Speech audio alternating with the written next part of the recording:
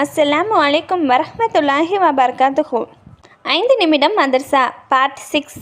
Friends, வீடியோக்குள்ளே போகிறதுக்கு முன்னாடி என் சேனலை சப்ஸ்கிரைப் பண்ணாதவங்க சப்ஸ்கிரைப் பண்ணுங்கள். அதே மாதிரி என் வீடியோக்கு லைக் போடுங்க. இஸ்லாமிய வரலாறு. ஆதம் அலைஹிஸ்ஸலாம் உலகிற்கு வருதல். ஆதம் அலைஹிஸ்ஸலாம் அவர்கள் சுவனபதியில் தனியாக இருந்து வெறுப்படைந்து விட்டார்கள்.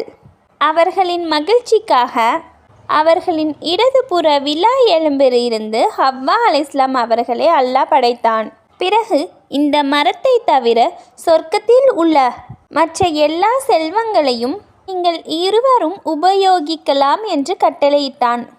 ஆனால் ஷைத்தான் இவர்களின் உள்ளத்தில் இந்த மரத்தின் பழத்தை சாப்பிட்டு விட்டால் சொர்க்கத்தில் நிரந்தரமாக தங்கிவிடுவீர்கள் என்ற ஊசலாட்டத்தை போட்டு வழி கெடுத்ததால் அவர்கள் ஷைத்தானுடைய சூழ்ச்சியில் சிக்கி அந்த மரத்தின் பழத்தை சாப்பிட்டார்கள்.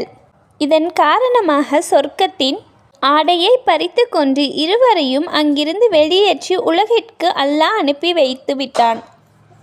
ஆதம் அலைஹிஸ்ஸலாம் அவர்கள் தனது தவறை எண்ணி வெட்கமடைந்து பாவ மன்னிப்பு வேண்டினார்கள். சிறிது காலம் அல்லாஹ்வின் முன் அழுது கொண்டே இருந்தார்கள். இவரின் வேண்டுதலை ஏற்ற அல்லாஹ் பாவத்தை மன்னித்தான். அதன் பிறகு உலகில் ஆதம் மற்றும் ஹவ்வா அலைஹிஸ்ஸலாம் அவர்களின் மனித சந்ததி ஆரம்பமானது.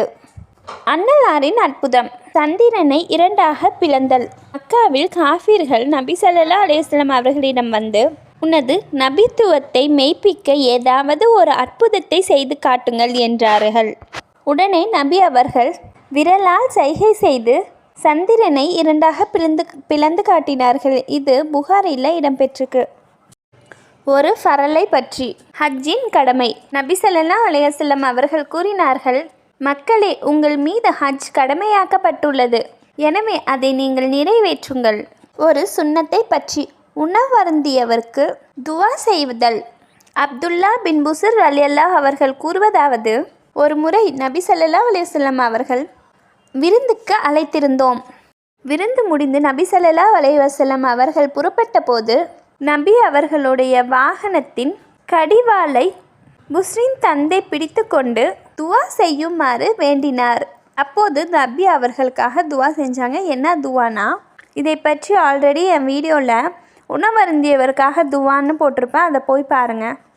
ஒரு முக்கிய அமலின் சிறப்பு. முஹரம் மாதம் நோன்பு வைத்தல். நபி ஸல்லல்லாஹு அலைஹி வஸல்லம் அவர்கள் கூறினார்கள், ரமலானுக்கு அடுத்தபடியாக முஹரம் மாதத்தின் நோன்பு வெகு சிறப்பு வாய்ந்ததாகும்.